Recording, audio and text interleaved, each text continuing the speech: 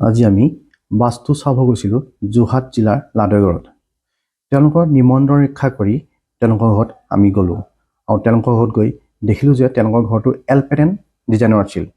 L pattern ডিজাইনৰ ঘৰত থাকিলে কিছুমান কথা মনত ৰাখিবলগীয়া হয়, যাতে তেওঁলোকৰ দিশখিনি লওঁতে শুদ্ধভাৱে ল'ব লাগিব আৰু শুদ্ধভাৱে লৈ তেওঁলোকৰ আমাৰ যিটো অট'কেড ড্ৰয়িং বুলি কয় ইঞ্জিনিয়াৰিং ড্ৰয়িং, সেই ইঞ্জিনিয়াৰিং ড্ৰয়িং মতেহে একচুৱেলি বাস্তু চোৱা হয়। আপোনালোকৰ যেতিয়া বাস্তু চাবলৈ যায় কোনোবা বা আহে, তেওঁলোকৰ অট'কেড ড্ৰয়িং কৰালেহে তেওঁলোকৰ বাস্তুটো শুদ্ধ হয়, সেইটো মনত ৰাখিব। সেইকাৰণে আমি অট'কেডত ড্ৰয়িং কৰিলোঁ। ড্ৰয়িং কৰাৰ পাছত তেওঁলোকৰ আমি বমস্থান দুটা ল'ব লগা হৈছে আৰু তেওঁলোকৰ সমস্যাখিনি আমি তেওঁলোকক প্ৰথমতে গৈ সুধি ল'লোঁ।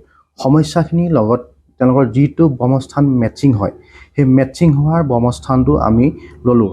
লোৱাৰ পাছত তেওঁলোকৰ ঘৰৰ দিশবিলাক ভালদৰে চোৱা চিতা হ'ল আৰু তেওঁলোকৰ যিখিনি সমস্যা আছে, তেওঁলোকৰ সমস্যাবিলাক আছিল এনেকুৱা: ঘৰ মানুহৰ মাজত মিলাপ্ৰীত নাছিল, তেওঁলোকৰ ঘৰত সঘনাই দন হাজিৰা হৈ আছিল, তেওঁলোকৰ ঘৰত এনি টাইম খং উঠি থাকে, পইচাৰ সমস্যা আছিল। কিন্তু তেওঁলোকৰ সমস্যাখিনি ইমান ডাঙৰ যদিও তেওঁলোকৰ কিন্তু ভুলখিনি যিটো আছিলে, যিবোৰ ভুল আমি পটককৈ আঁতৰাব পৰা জেগাত আছিল, যিখিনি ভুল ভাঙিব নালাগে বা ছিঙিব নালাগে, সেই জেগাৰ পৰা আঁতৰাই দিলে হ'ল।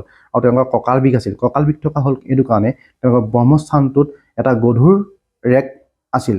সেই ৰেকটো তেওঁলোকৰ তাৰ পৰা আমি আঁতৰাবলৈ ক'লোঁ আৰু তেওঁলোকৰ এখন ফটো আছিল, যিখন ফটোৰে তেওঁলোকৰ ঘৰত পাৰিবাৰিক সমস্যা হৈ আছিল। সেই ফটোখন আছিল SSWত আৰু তেওঁলোকৰ নৰ্থ ইষ্টত কেইবাটাও ভুল আছিল, কিন্তু ভুল মানে ভাঙিবলগীয়া ভুল নহয়, কিছুমান বস্তু আছিল যি বস্তুৰ কাৰণে তেওঁলোকৰ ঘৰত সদায় হাই কাজিয়া হৈ থাকে আৰু তেওঁলোকৰ সদায় খং হৈ থাকে আৰু তেওঁলোকৰ বেমাৰ আজাৰ হৈ আছিল। সেইকাৰণে সেই বস্তুকেইটা আমি তাৰ পৰা আঁতৰাবলৈ ক'লোঁ আৰু তেওঁলোকৰ সেইকেইটা তাৰ পৰা আঁতৰালেই তেওঁলোকৰ কাম হৈ যাব। আৰু তেওঁলোকৰ এণ্ট্ৰেঞ্চটো ভুল আছিল, সেই এণ্ট্ৰেঞ্চটো ভুলৰ কাৰণে তেওঁলোকৰ বহুত সমস্যা হৈছিল। আমি এণ্ট্ৰেঞ্চটো ৰেমেডি কৰিবলৈ তেওঁলোকক পৰামৰ্শ দিলোঁ আৰু তেওঁলোকৰ এনেখিনি কাম কৰিলে তেওঁলোকৰ সুফল পাব আৰু সকলোৱে যদি ভাল হওক তাৰ কামনাৰে ধন্যবাদ।